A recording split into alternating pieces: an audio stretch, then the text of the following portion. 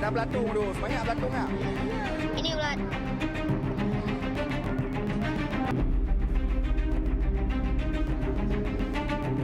Viral di media sosial, makanan bergizi gratis di sekolah dasar dan sekolah menengah pertama Islam Terpadu Askia di Desa Gelanggang Gampong, Kecamatan Kota Juang, Biren, Aceh, ditemukan ulat dan nasi basi. Ini ulat. Video tersebut viral di media sosial. Seperti terlihat di akun TikTok @pengsenuang1, murid-murid di depan Kejari Biren memperlihatkan ulat di buah salak. Uniknya, meski mereka mendapatkan makanan bergizi gratis yang tidak layak konsumsi, sejumlah siswa menuliskan surat meminta maaf bahwa mereka tidak memakannya. Tidak hanya itu, di dalam suratnya, sang murid merequest menu dan meminta orang yang memasak MBG untuk tetap semangat. Usai mendapat informasi soal makanan bergizi gratis bermasalah, Camat Kota Juang Biren langsung datang ke sekolah dan memeriksa kebenarannya pada Jumat 19 September. Sementara pihak sekolah membenarkan soal makanan bergizi gratis yang dibagikan mengalami basi. Tapi ada sempat yang makan, mengkonsumsi menu kemarin itu siangnya langsung mengeluh sakit perut. Begitu. Kemudian sampai tadi malam orang tua juga mengabari kami ke pihak sekolah bahwa anaknya ada yang diare, ada yang muntah, dan beberapa siswa SD dan SMP Askia juga tidak hadir ke sekolah karena dalam kondisi yang tidak sehat. Apa yang terjadi di Aceh hanyalah salah satu masalah makanan bergizi gratis yang terjadi di sejumlah daerah. Dampak makanan yang basi dan bermasalah tidak sedikit anak-anak yang mengalami keracunan dan dilarikan ke rumah sakit. LSM Jaringan Pemantau Pendidikan Indonesia (JPPI) mencatat setidaknya ada 5.000 kasus keracunan MBG tersebar merata di seluruh daerah. Abdullah Ubaid Matraji, Koordinator Nasional Jaringan Pemantau Pendidikan Indonesia atau JPPI pun mendesak pemerintah menghentikan sementara program MBG dan melakukan evaluasi.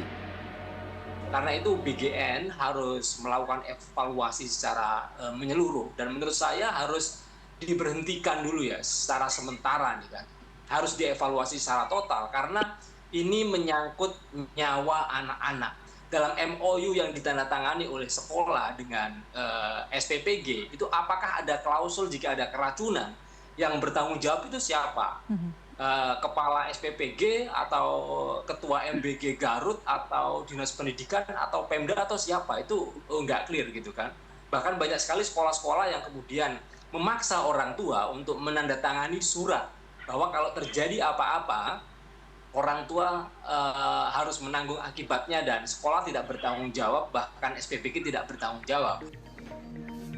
Merespons soal masalah keracunan MBG, Kepala Badan Gizi Nasional Dadan Hindayana tidak menampik adanya Dapur Satuan Pelayanan Pemenuhan Gizi atau SPPG yang masih bermasalah.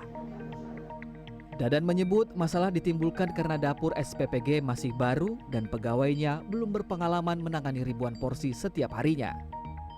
Maka kami sarankan kepada yang baru agar memulai dari 2 sekolah dulu, kemudian bertahap sampai akhirnya bisa melayani seluruh sekolah. Karena pembiasaan untuk siapa yang terlibat dalam program makan bergizi, terutama penjamah makanan, ibu-ibu dan siapapun yang biasa di SPPG yang biasa masakannya 4 orang, 10 orang itu untuk bisa masak dalam jumlah besar memang butuh pembiasaan.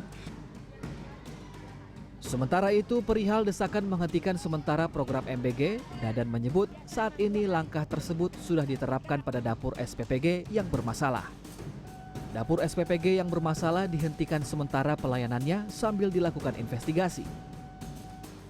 Ya, kami tentu saja menegak tuntutan itu dan kami penuhi kan tuntutan itu untuk SPPG yang memang mengalami kejadian kami stop ya sambil dievaluasi.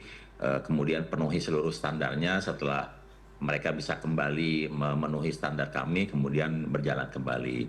Sambil juga merehabilitasi trauma-trauma yang terjadi di masyarakat. Ini kan sudah terjadi di beberapa SPPG, dan alhamdulillah satu SPPG mengalami kejadian, sejauh ini belum pernah mengalami 2 kali kejadian. Pihak istana sendiri sejauh ini telah meminta maaf atas insiden keracunan makanan bergizi gratis yang terjadi di sejumlah daerah. Menteri Sekretaris Negara Prasetyo Hadi menyebut insiden keracunan yang terjadi bukan faktor kesengajaan dan pemerintah akan melakukan evaluasi. Tim Liputan CNN Indonesia.